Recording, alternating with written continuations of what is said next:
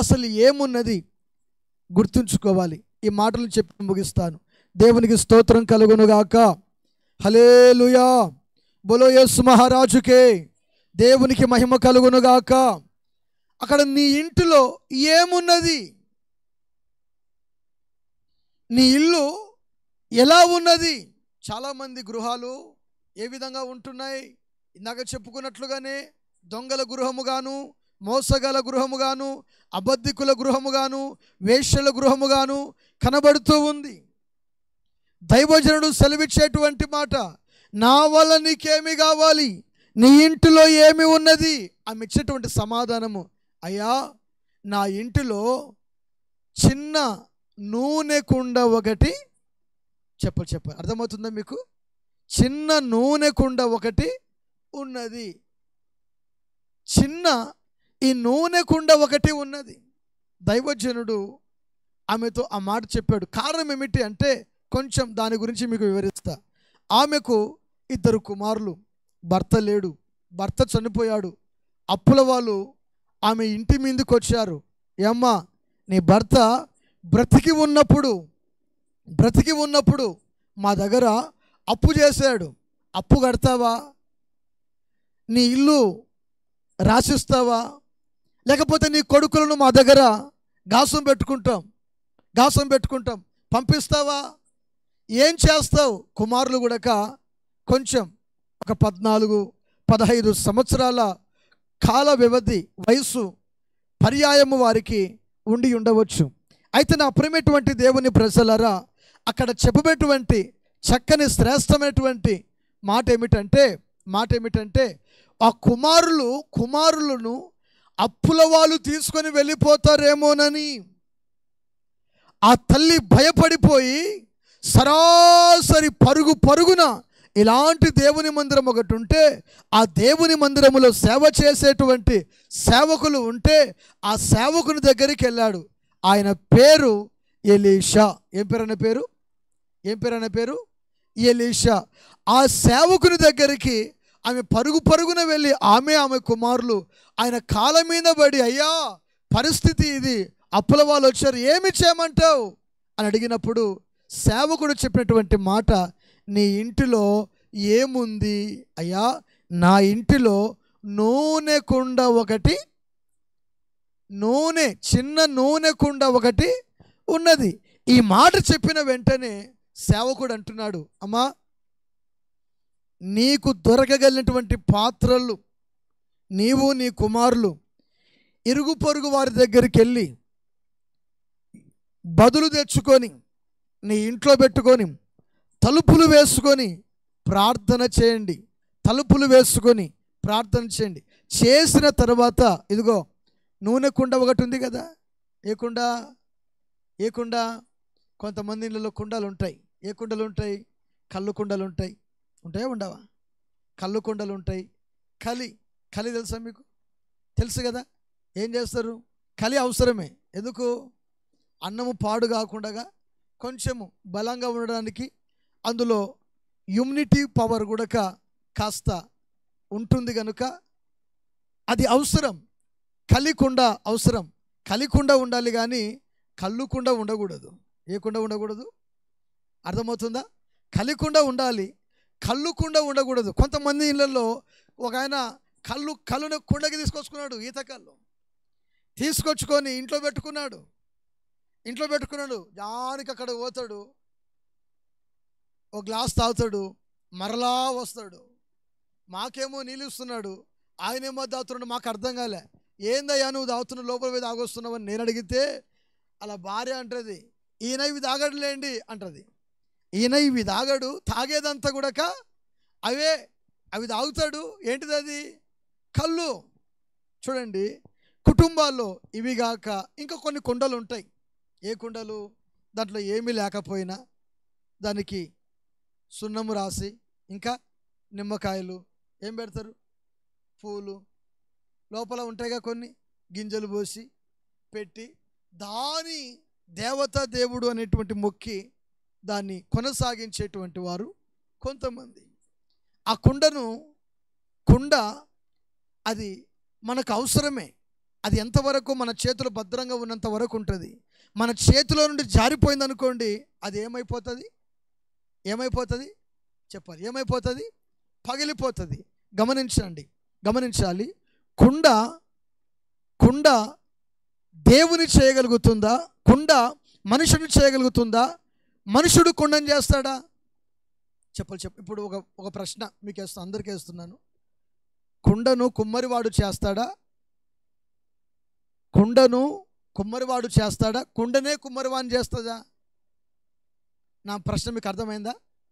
అయ్యా పురుషులు నాకేం రెస్పాండ్ ఇవ్వట్లేదు. నా ప్రశ్న మీకు అర్థమైందా? కుండ కుమ్మరివాడిని చేస్తుందా? కుమ్మరివాడు కుండని చేస్తాడా? కుమ్మరివాడే కుండని చేస్తాడు. కుమ్మరివాడు తనకు ఇష్టం వచ్చినటువంటి విధానములో కుండను తయారు చేయగలుగుతాడు. కొన్ని కుండలు ఇంట్లో ఉంటాయి, కొన్ని కుండలు పొయ్యిరాల మధ్యలో ఉంటాయి, కొన్ని కుండలు జలాట్లో ఉంటాయి. అవునా కదా? ఈ రోజులు అంటే స్టైల్గా డ్రమ్ములు, గచ్చులు, ట్యాంకులు, సింటెకులు అన్ని టెక్కులు వచ్చినాయి. ఆ రోజులు అన్నీ కూడా కుండలే. ఎక్కడ చూసినా కానీ గమనించాలి. పొయ్యిరాల మధ్యలో ఉన్నా, ఉట్టి మీద ఉన్నా, లేకపోతే పై మీద ఉన్నా, లేకపోతే లోపల గూట్లో ఉన్నా, ఎక్కడ ఉన్నా కానీ దాని స్థాయికి తగ్గట్టు. ఇప్పుడు పెరుగట్టుగా అనుకోండి, అది ఎక్కడ ఉంటుంది? ఆ కుండ పైన ఉంటుంది. అంటే దాని స్థాయికి తగ్గట్టుగా ఆ పైన కుండ కనబడుతూ ఉంటుంది. గమనించాలి. ఈ ఉట్టి మీద ఉన్నటువంటి కుండ అనుకుంటూ ఉంటుందంట, నేను మీ అందరికంటే పైన నేను ఉన్నాను అని ఆ కుండ అనుకుంటూ ఉంటుందంట. ఏదో ఒక రోజు నీ ఉట్టి తెగకపోదా, ఏదో ఒక రోజు పగలకపోదా అని కింద ఉన్న కుండలన్నీ కూడా మాట్లాడుతూ ఉంటాయంట. పొయ్యిరాల మధ్యలో ఓ కుండ ఉంటుందండి, పప్పు పెట్టినా అన్నం పెట్టినా దానికి తగులుతూనే ఉంటుంది మంట. ఎటు చూసినా కానీ మంట తగులుతూ ఉంటుంది. గమనించండి. ఆ కుండ అంటదంట, నేను కాలిపోతా ఉన్నానంటదంట, నేను చల్లగా ఉన్నానంటదంట ఉట్టి మీద ఉన్న కుండ. గమనించాలి. అంటే కుండలను మనుషుడు చేస్తాడు, కుండ మనుషుని అర్థమైందా మీకు? తయారు చేయలేదు. పాత్రలు అవసరమే, కానీ పాత్రలు మనకు ఉండాలి. ఎంతవరకు ఉండాలి అంటే కొంతవరకు మనకు అవసరమే. ఆ పాత్రను దైవముగా నువ్వు ఆరాధించకూడదు. నా అభిప్రాయం అది. అర్థమవుతుందా? వాక్యం సెలవిస్తుంది, దేవుని వాక్యంలో రాయబడింది, కుండను మానవునితో దేవుడు పోల్చాడు. దేంతో పోల్చాడు? ఇర్మియా గ్రంథము 18వ అధ్యాయంలో దేవుడు మానవునితో పోల్చాడు. చూడండి ఒకసారిగా చక్కగా అక్కడ రాసినటువంటి మాటను గమనించి నేను కొంచెం ముందుకెళ్తాను. ఇర్మియా రాసిన గ్రంథము 18వ అధ్యాయము. బైబిల్ ఉన్నటువంటి వారు అమ్మ ఎన్నో చదువుతుంది తల్లి? మొదటి వచనం చదవండి తల్లి. ఇర్మియాకు ప్రత్యక్షమైన వాక్కు, నీవు లేచి కుమ్మరి ఇంటికి పొమ్ము, అక్కడ నా మాటలు నీకు తెలియపరచెదను. నేను కుమ్మరి ఇంటికి వెళ్ళగా వాడు తన సారె మీద పని చేయుచుండెను. కుమ్మరి జిగట మట్టితో చేయుచున్న కుండ అది చేతిలో విడిపోగా ఆ జిగటమన్ను మరలా తీసుకొని కుమ్మరి తనకు ఇష్టము వచ్చినట్లు దానితో మరి ఒక కుండ చేసెను.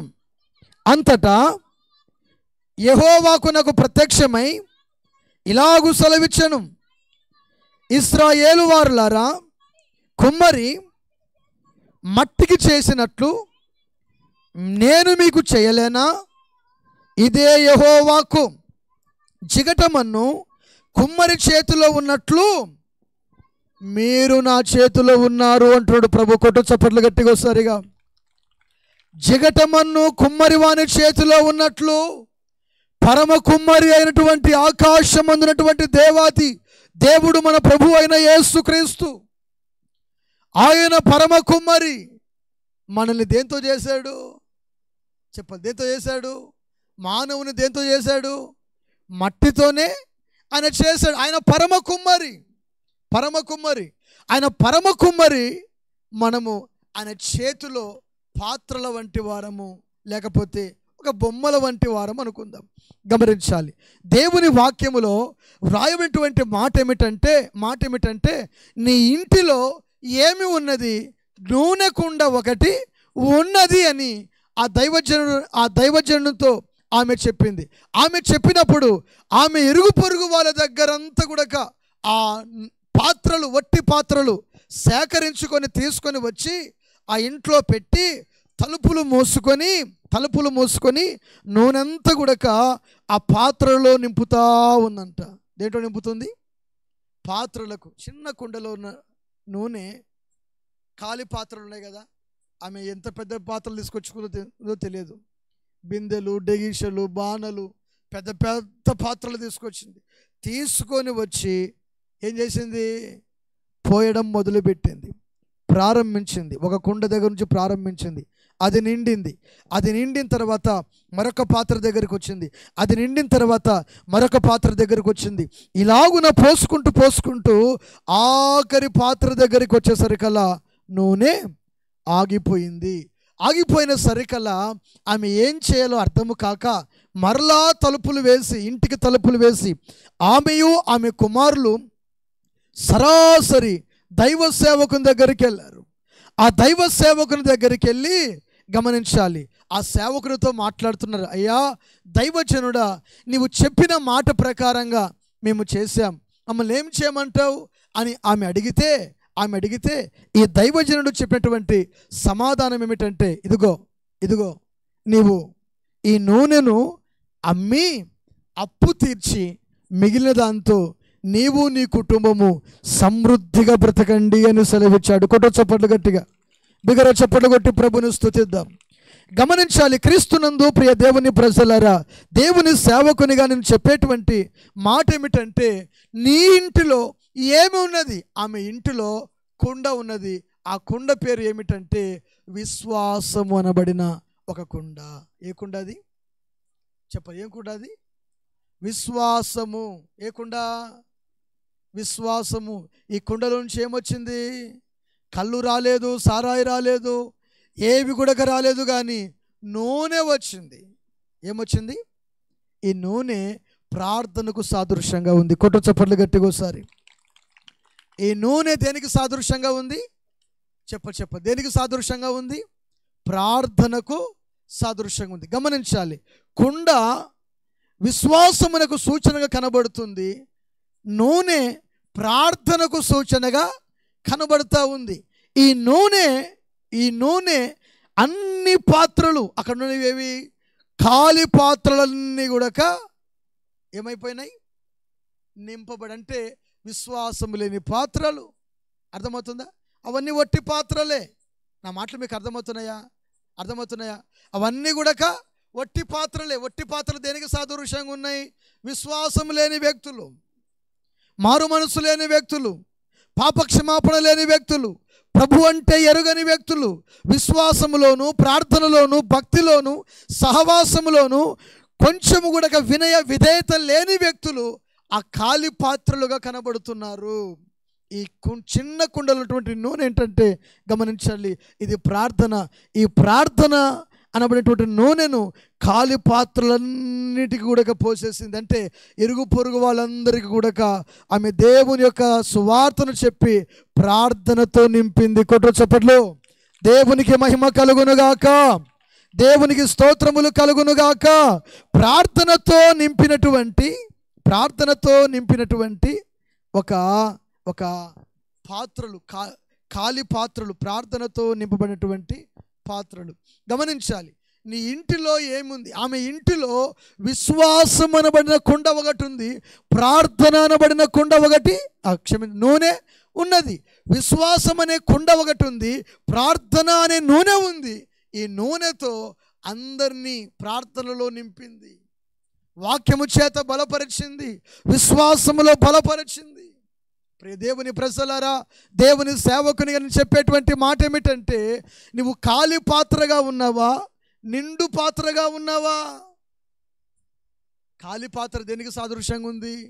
మారు మనసు లేదు, పాపక్షమాపణ లేదు, బాప్తిస్మము లేదు. ఖాళీ పాత్ర ఏం చేస్తుంది? గమనించండి, ఈ ఖాళీ పాత్ర ఒట్టిగానే ఉంటుంది, దాంట్లో ఏమీ ఉండదు, దాని నుండి ప్రయోజనం ఎంత మాత్రమును లేదు. దాని నుండి ఎంత మాత్రం ప్రయోజనము లేదు. ప్రయోజనము కలగాలంటే అది నిండుగా ఉండాలి. ఇప్పుడు చూడండి, సగం బిందెలు ఎత్తుకొని పోండి, తొలిపితే తొలకదా? చెప్పాలి, తొలిపితే తొలకదా?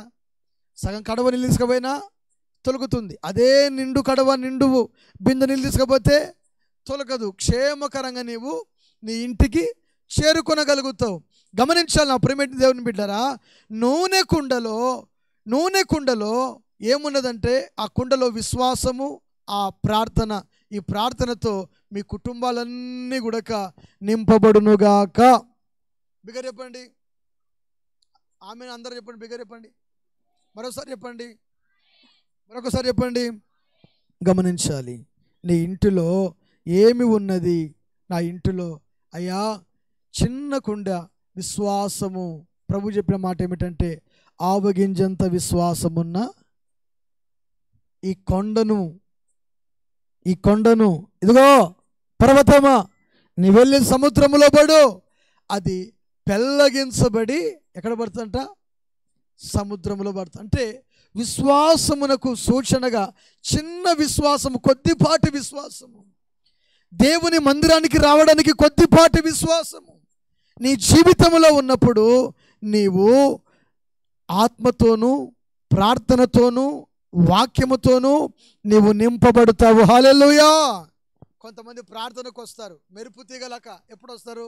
సంద చేసినప్పుడు.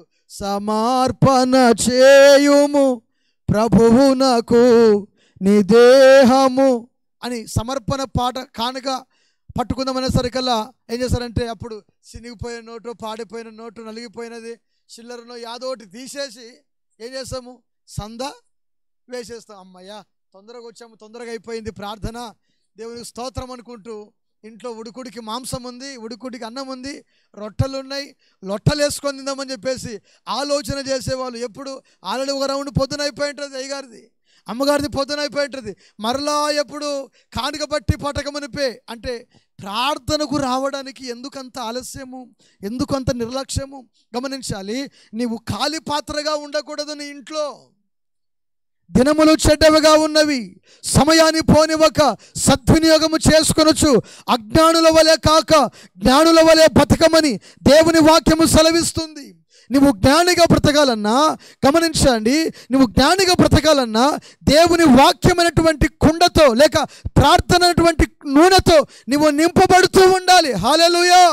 విశ్వాసం అనేటువంటి ఒక చిన్న ధోరణి నీ జీవితంలో ఉంటే విశ్వాసమే నీ జీవితంలో పరాక్రమ కార్యాలు చేస్తుంది. కొట్టు చప్పట్లు గట్టిగా.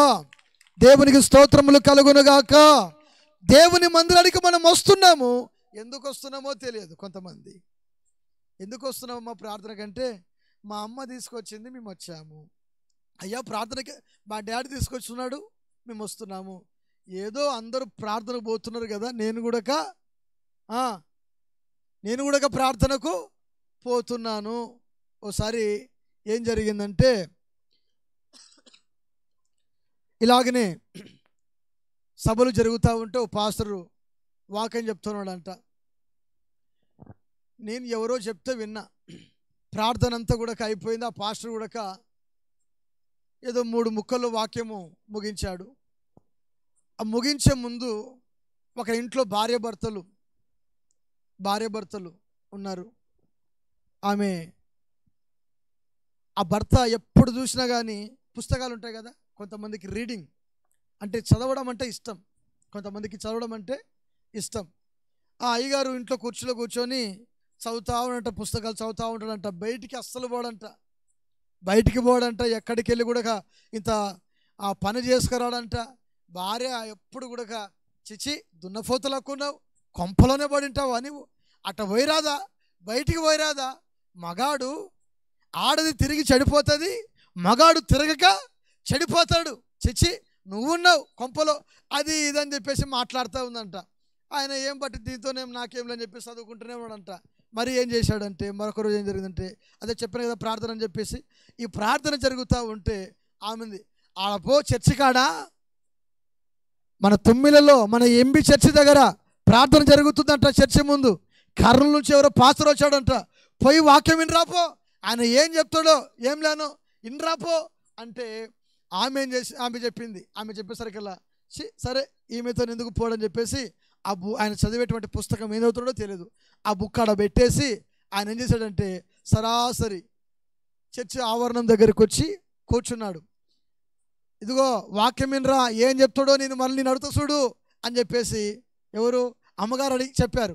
చెప్పిన తర్వాత ఈయన వచ్చాడు, వచ్చి ఆ ప్రార్థనలో కూర్చున్నాడు. ప్రార్థన కూడా అయిపోయింది. ఆ ప్రార్థనలో భోజనాలు ఉంటాయి కదా, అందరూ వచ్చారా అన్నాడంట పాస్టర్. ఎవరు భోజనానికి? మీకు అర్థమవుతుందా? ప్రార్థన అయిపోయింది, 3 మాటలు. అందరూ వచ్చారా అన్నాడు. అందరూ వచ్చామండి వాళ్ళు అన్నారు. ఎవరు? ప్రార్థనకు వచ్చిన వాళ్ళు, విశ్వాసులు అన్నారు. తర్వాత ఇంకో మాట, అందరూ కూర్చున్నారా అన్నాడు. ఈ 2వ మాట. 3వ మాట, వాళ్ళు తిని పోతారు కదా, అందరూ పోతున్నారా అని. ఈ 3 మాటలే, తిన్నారా, కూర్చున్నారా, వచ్చారా, కూర్చున్నారా, పోతున్నారా, ఈ 3 విషయాలు మాత్రమే. ఈ 3 విషయాలు ఆయన నేర్చుకొని, ఆహా ఈ 3 విషయాలే కదా, వచ్చారా, కూర్చున్నారా, పోయినారా ఆయన స్టేజ్ మీదనే మాట్లాడుతూ ఉన్నాడు, నేను విన్నాను అని చెప్పేసి ఆయన ఇంటికి వెళ్ళిపోయినాడు. ఇంటికి వెళ్ళిపోయిన తర్వాత మరుసటి రోజు ఏం జరిగిందంటే ఆమె కొడుకులు సినిమా పోతున్నారు. ఎక్కడికి? మీకు అర్థమవుతుందా? సినిమాకి వెళ్తుందంట ఆమె. ఇదిగో సినిమాకి వెళ్తున్నా, జాగ్రత్త, ఇంట్లో డబ్బులు బంగారు ఉన్న ధ్యాస తప్పావు, చూసుకో కొంచెం అని. ఇంతలో ఆయన పని ఏంది? చదవడమే కదా, రీడింగ్. ఆయన కూర్చున్నాడంటే ఇంకా పుస్తకం పట్టుకొని చదువుతా ఉన్నాడంట. ఇంతలో 3 దొంగలు పడ్డారు. ఎక్కడ? ఆ ఇంట్లోనే. ఆయన పని ఏంది? చదువుకోవడం పనే. ఆయన పని అంతా కూడా చదువుకోవడం పనే. ఆయన చప్పిడి కాకుండా ఆ దొంగలు వచ్చారు. లోపల ఉన్న సామాగ్రి అంతా కూడా, లోపల డబ్బు బంగారం అంతా కూడా మూట కట్టుకున్నారంట. కట్టుకుని ఏం చేశారంటే ఆ దొంగలు ఇంకా బయలుదేరదాం అనుకునే సరికల్లా ఈయన, నా భార్య వచ్చి సినిమా వచ్చిన తర్వాత నిన్ను అడుగుతానింది, ఏం అడుగుతుందో ఏం లేనో, నిన్ను అడగలేదు, ఈరోజు అడుగుతుందేమో. ఏమి చెప్పారు? ఆ దొంగలు మూట కట్టుకున్నారు కదా బంగారు డబ్బు అంతా కూడా. అప్పుడు బుక్ చదువుకుంటూ అందరు వచ్చారా అన్నాడు ఈయన. వానికి భయం పుట్టింది. ఎవరికి? దొంగలకు 3 భయం పుట్టింది. రే అందరు వచ్చారా అంటున్నాడు, కొంపదీసి నిన్ను చూశాడా, నన్ను చూశాడరా, ఏం చేశాడరా ఈయన ఇంతకీ అని వాళ్ళు ఒకరు ముఖాలు ఒకరు చూసుకుంటున్నారంట. నాకు తెలుదురే నాది అంటారంట. రే మనం వచ్చిన తెలిసిపోయినట్టుంది, చిన్నగా దాపెట్టుకుందాం. ఆ మూట భుజాల మీద పెట్టుకొని చిన్నగా ఇలాగా ఒక స్టూల్ ఉంటే ఆ స్టూల్ వెనకాల వాళ్ళు 3 కూర్చున్నారు. మర్ర చదువుకుంటూ ఆయనకు మన జ్ఞాపకం వచ్చింది. ఏది? అందరూ కూర్చున్నారా అన్నాడంట. ఆ మాట అన్నాడంట. ఒరే మనం చూసినట్టున్నాడు రా, మనం వచ్చినా చూసినాడు, మనం ఈడ కూర్చుని కూడా చూసినాడు రా, కూర్చున్నారంటున్నాడు. వామూరే ఈడ ఉంటేగానా మనల్ని ఖచ్చితంగా తంతారా మనల్ని. ఆయన ఎవరు మొత్తానికి ఏదో బాగా సౌకర్యాలకు ఉన్నాడు. రే పోదారని చెప్పేసి 3 మాట్లాడుకొని ఆ మూటల్ని అక్కడే పడేసి వాళ్ళు పరిగెత్తి బయటికి చిన్న పోతా ఉంటే, అయితే పోతున్నారనే మాట అన్నాడు. వాళ్ళు చూడు పరిగెత్తుతున్నారు, ముక్కలు చెక్కలు పెట్టేట్టు కాలు చెట్లు అడ్డం పడి ఉరుకుతూ ఉన్నారు, పరుగులు తీస్తూ ఉన్నారంట. ఎవడో ఉరుకుతున్నాడు అని చెప్పేసి అప్పుడు లేచి వచ్చాడంట ఆయన. ఎవరు? బుక్కు ఆడ చూస్తే పక్కనేమున్నాయి? డబ్బులు బంగారు. వామ్మో నా ఇంట్లోకి దొంగలు పడి. ఇంతలో భార్య వచ్చేసి ఏమైంది ఏమో దొంగలు వచ్చారు, పాడేసి ఉరుకుతూ ఉన్నారు. 3 విషయాలు నేర్చుకొని వచ్చాడంట. దేవుని మందిరానికి వెళ్ళి కనీసం వాక్యము విందాము, నేర్చుకుందాం అంటే మిమ్మల్ని నవ్వించడానికి కాదు చెప్తున్నది. వాక్యము వింటే విశ్వాసము కలుగుతుంది. ఆ విశ్వాసమే మిమ్మల్ని పరలోక రాజ్యానికి చేరుస్తుంది. కొట్టు చప్పట్లు గట్టిగా. క్రీస్తునందు ప్రియ దేవుని బిడ్డలారా, గమనించాలి, దేవుని మందిరానికి మనము ఎప్పుడు కూడా ఆలస్యంగా రాకూడదు. దేవుని మందిరానికి అందరికంటే ముందుగా రావాలి, అందరికంటే ముందు వరుసలో కూర్చోవాలి, అందరికంటే ముందు వరుసలో కూర్చొని కంఠమెత్తి స్వరమెత్తి పాట పాడాలి, దేవుని ఆరాధించాలి, వాక్యము వినాలి, ఆ తర్వాత కృతజ్ఞత అర్పణలు అర్పించాలి, ఆ తర్వాత ఇదిగో అందరితో కలిసి ప్రార్థనలో ఏకీభవించాలి, ఆ తర్వాత క్షేమకరంగా నీవు నీ గృహానికి వెళ్ళాలి. ఈ విధంగా ఉన్నప్పుడు నీవు నింపబడతావు, నూనెతో ఏమవుతావు? దావీదు అంటాడు, నా గిన్నె నిండి పొంగి పొర్లుచున్నది అంటాడు. అదే దావీదు అంటాడు చక్కని శ్రేష్టమైన మాట ఏమిటంటే నా తల మీద అభిషేక తైలం పోయబడింది అంటున్నాడు. కొట్ట చప్పట్లు గట్టిగా. నా తల మీద అభిషేక తైలం. అందుకే నేను పాట రాసుకున్నాను, అభిషేక తైలముతో నన్ను అభిషేకించుమయా, రక్తాభిషేకముతో నన్ను రక్షించుము యేసయ్యా, అభిషేక తైలముతో నన్ను అభిషేకించుమయా.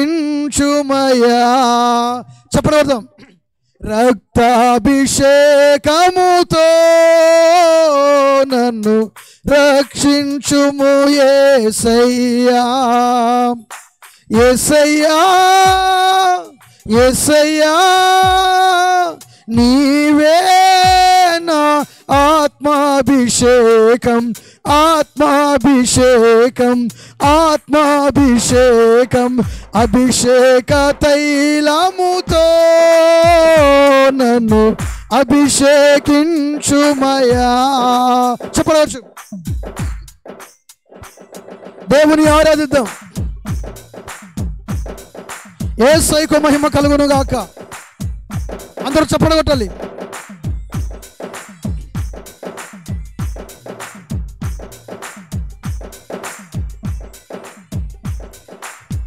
ఆత్మాభిషేకం పొందవలెనని నా హృదయం కేకలు వేసే, ఆత్మాభిషేకం పొందవలెనని నా హృదయం కేకలు వేసే, ఆత్మాభిషేకం పొందిన నేను పరవశించి పాడదనయ్యా, ఆత్మాభిషేకం పొందిన నేను పరవశించి పాడదనయ్యా, యేసయ్యా, యేసయ్యా, నీవే నా ఆత్మాభిషేకం, ఆత్మాభిషేకం, ఆత్మాభిషేకం, అభిషేక తైలముతో నన్ను అభిషేకించుమయా,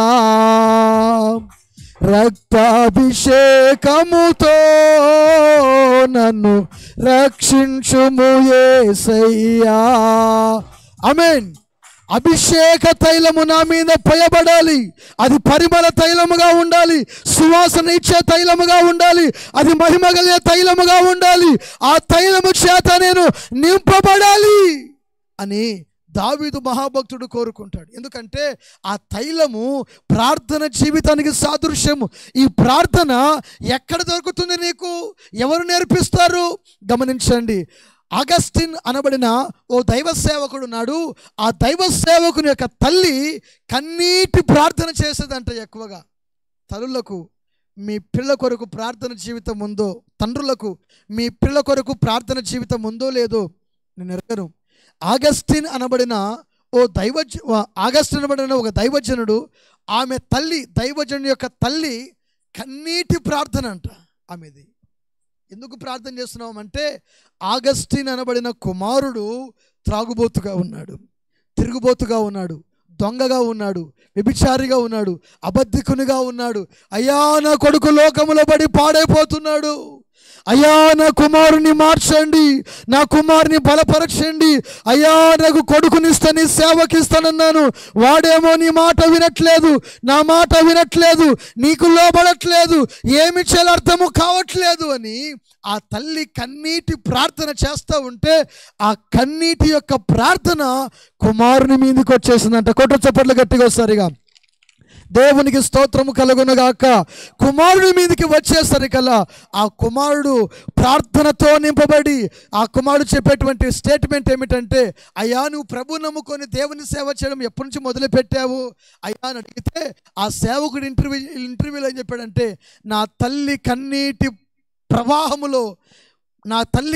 ప్రవాహములో నుండి నేను దేవుని రాజ్యంలోనికి కొట్టుకొచ్చాను అన్నాడు. కొట్టు చప్పట్లు.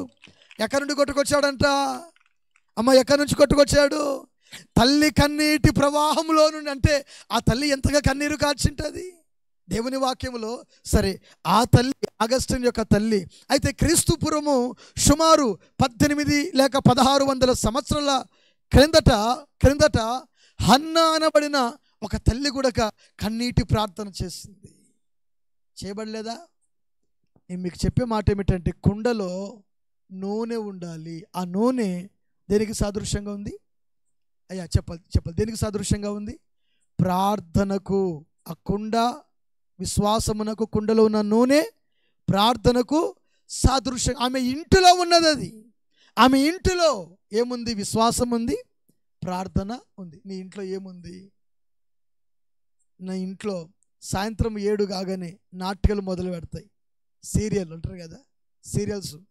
అవి కన్నార్పకుండగా పిల్లలు ఒకవేళ సప్పిడి చేసిన వరబాయ్ ఏం చేస్తున్నావు అని వాడు అగదింపేసరికల్లా వాడు సిట్రైట్ అయిపోతాడు. ఇంకా వాడు కదలడు, తిరగడు. ఏమన్నా అన్న కొంచెం ఉండు, ఏమో చంపుతాడేమో పిల్లని, చంపుతాడేమో ఎవరిని? ఆమె ఒకతే చంపుతాడేమో. నేను ఒకరోజు మా విశ్వాసాల ఇంటికి వెళ్ళదనుకో, నేను అంటే విజిటింగ్ చేస్తా, కుటుంబాలు దర్శిస్తా. నేను అంటే ఇలా సభలు ఏమి లేనప్పుడు ఖాళీగా ఉంటే కుటుంబాలు దర్శించి నేనేం చేస్తానంటే వెళ్ళి ప్రార్థన చేస్తూ ఉంటాం. నేను పాశ్రమ లేక యవనస్తులతో పాటు కూడా వెళ్తూ ఉంటాం. అయితే ఒక ఆమె టీవీ సీరియల్ చూస్తూ ఉంది. ఆమె బయటకు పెట్టుకుని సౌండ్ వినబడతలేదు. చిన్నగా నేను లోపల పోయినా, నేను పాశ్రమ వాకిలి దగ్గర నిలబడ్డాం. ఆమె కుర్చీలో కూర్చుంది.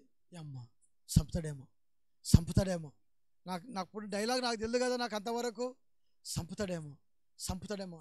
వాడు ఏం చేశాడంటే కత్తి కొట్టి ఫుట్బాల్ తీసుకొచ్చి ఆ టీవీ సీరియల్లో చంపుతాడేమో ఏమో కత్తే ఇదిగో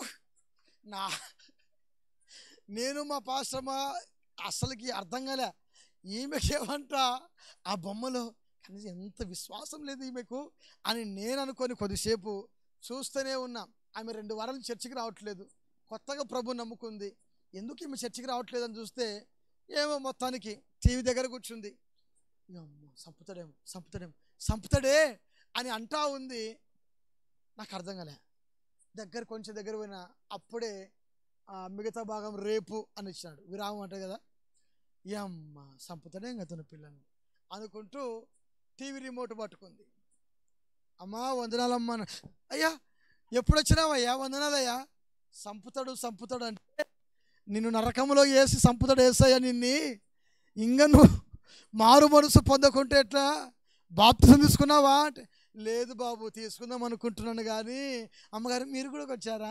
తీసుకుందాం అనుకుంటున్నాను కానీ ఇప్పుడు కాదులేండి, ఇంకా టైం ఉందిలేండి అంటే కొంతమంది సాకులు. నీ ఇంట్లో ఏముండాలి? నాటకాలు కాదు, సినిమాలు కాదు, టీవీ సీరియల్ కాదు.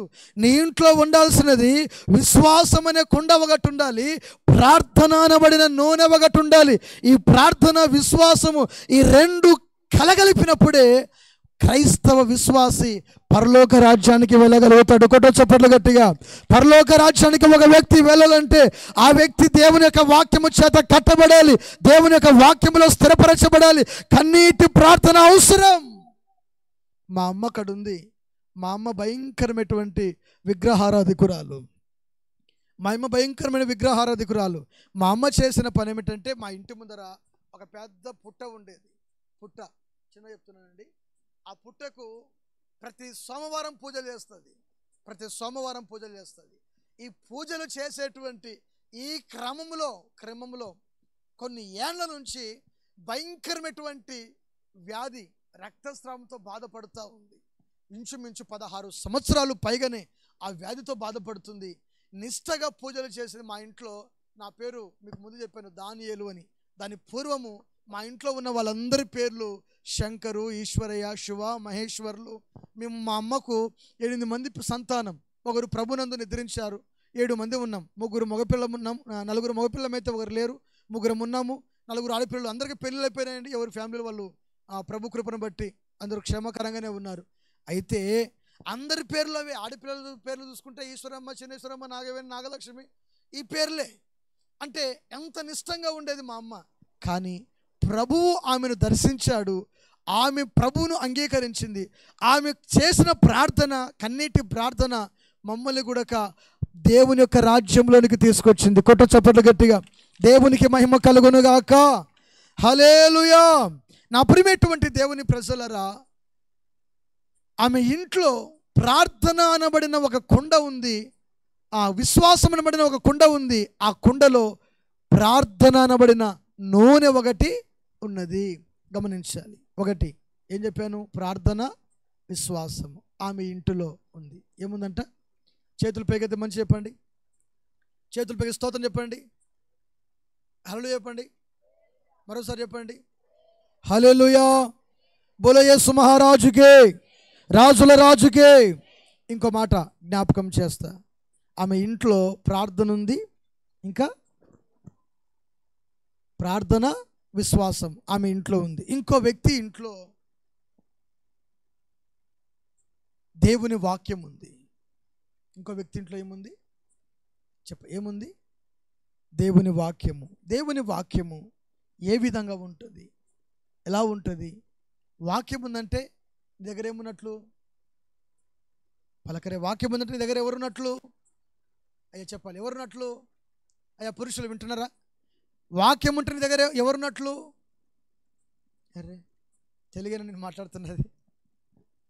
వాక్యము యోహాను రాసినటువంటి సువార్త 1వ అధ్యాయము 1వ వచనంలో 1-2 వచనాల్లో, ఆది యందు వాక్యం ఉండెను, వాక్యము దేవుని యొద్ద ఉండెను, ఆ వాక్యమే ఎవరై ఉన్నారు?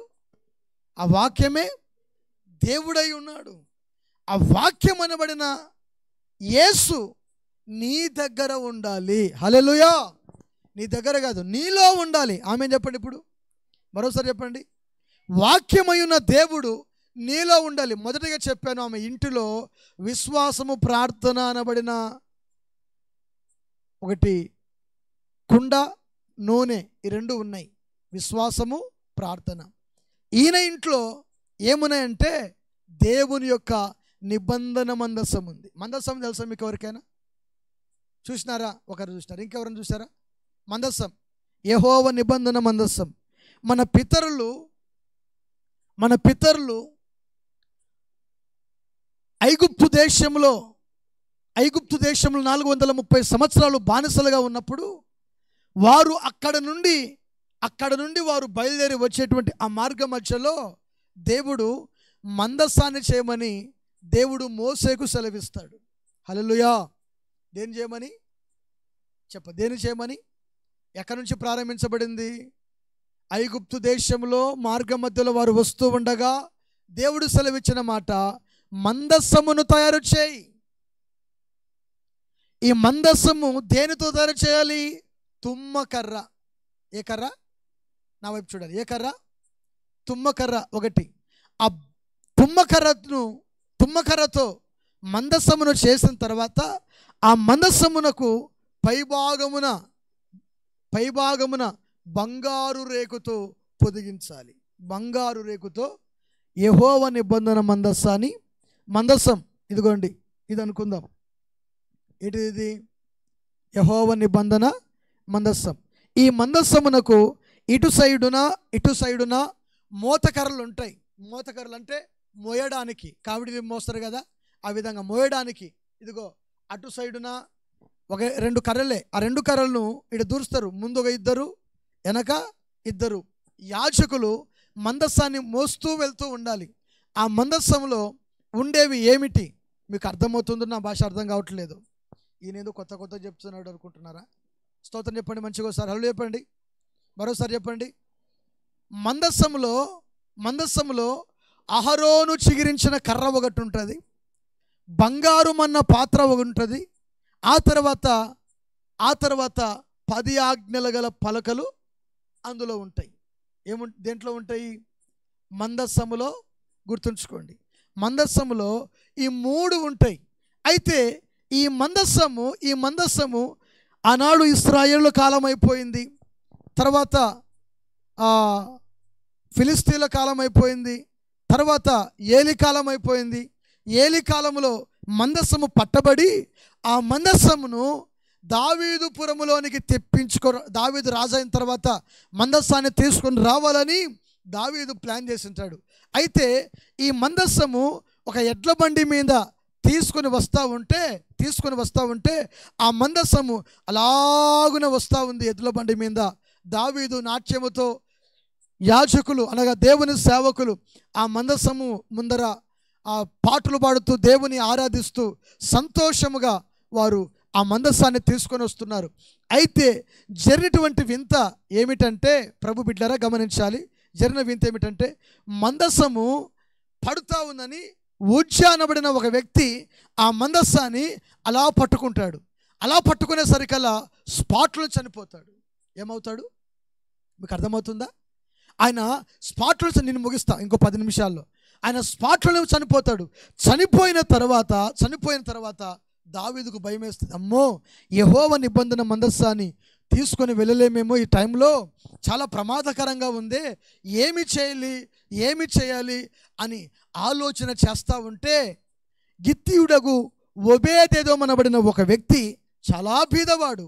ఆయన ఇదిగో ఆ చర్చి పక్కన అడవిలో ఎక్కడో ఒక గుడిసె వేసుకొని అందులో కాపురం చేస్తూ ఉన్నాడంట. ఏం పేరు అనే పేరు? ముగిస్తున్నాను నేను. ఏం పేరు అనే పేరు? చెప్పు. ఏం పేరు అనే పేరు?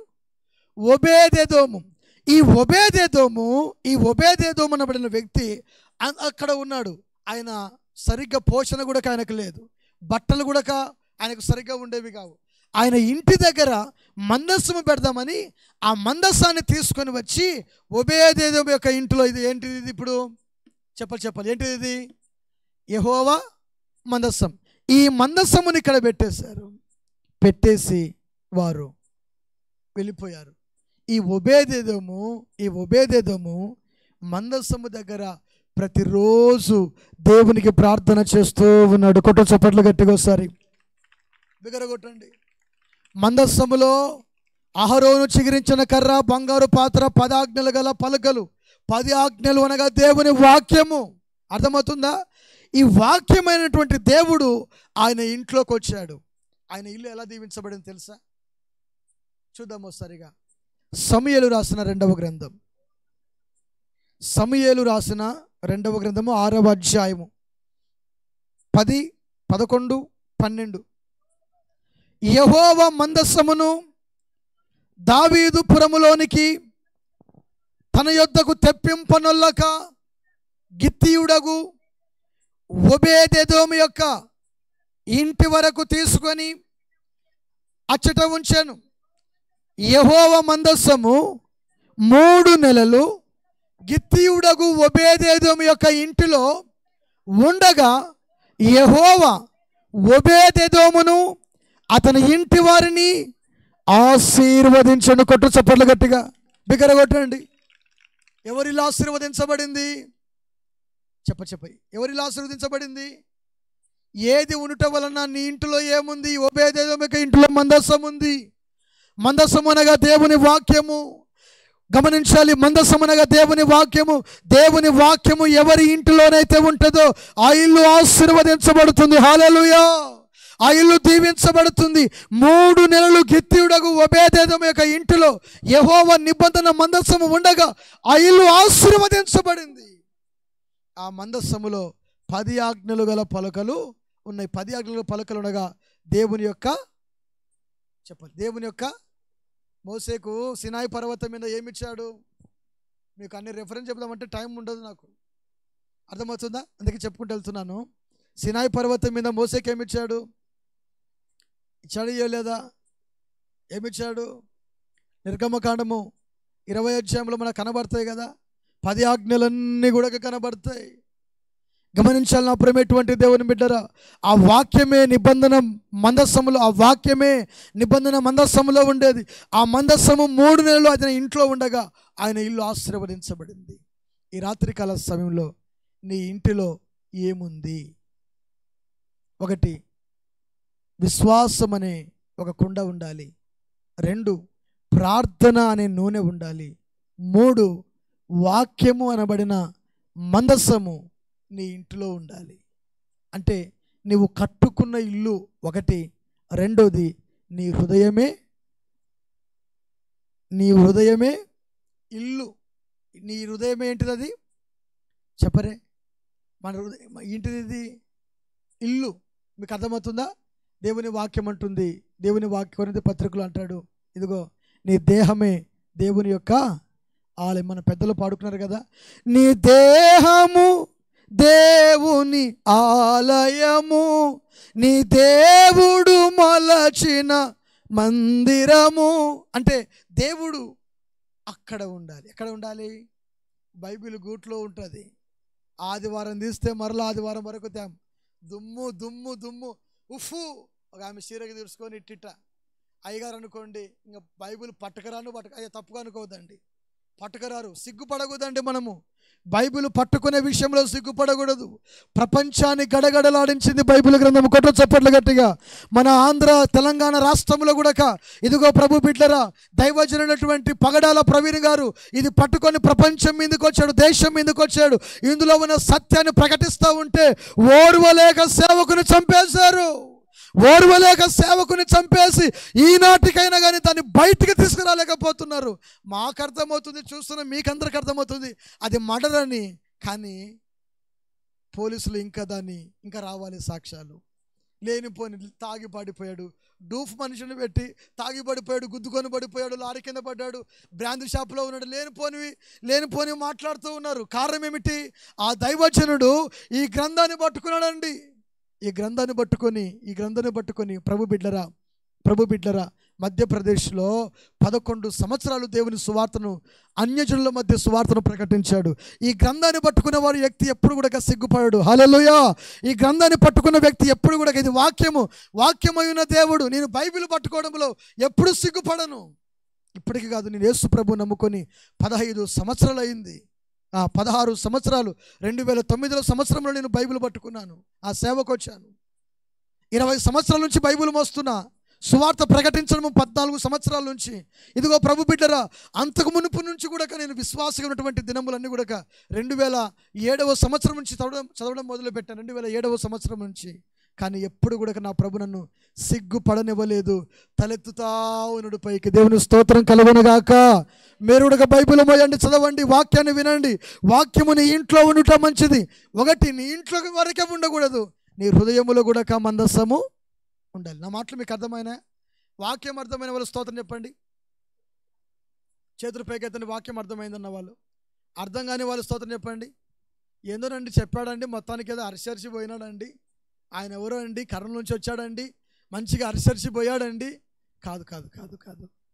వాక్యము కొంతైనా మీలో, టైం 10 దాటిందండి, అందుకే నేను ముగిస్తున్నా. ఈ వాక్యము కొంతైనా నీ హృదయంలో ఉంటే నీ జీవితమే ఆశీర్వదించబడుతుందండి. ఎంతోమంది ఆశీర్వదించబడ్డారు ఈ వాక్యం చదివి. హల్లెలూయా. దీవించబడ్డ, రక్షణ పొందారు, మారు మనసు పొందారు, పాప క్షమాపణ పొందారు. నా దేవుడు మీ కుటుంబాల్లో కూడా అలాంటి విశ్వాసము, ప్రార్థన, వాక్యముతో మీ హృదయాలు నింపునుగాక. ఇప్పుడు మిమ్మల్ని అడుగుతున్నా, మీ ఇంట్లో ఏముండాలి? ఫస్ట్ నుంచి చెప్దాం. మీ ఇంట్లో ఏముండాలి? అయ్యా స్త్రీలు, అమ్మ స్త్రీలు, పురుషులు ఏముండాలి? తర్వాత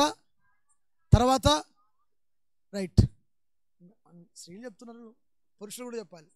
ఏముండాలి? ఫస్ట్గా అయ్యా అందరూ చెప్పాలి. ఏముండాలి? 2ది, 3ది వాక్యం.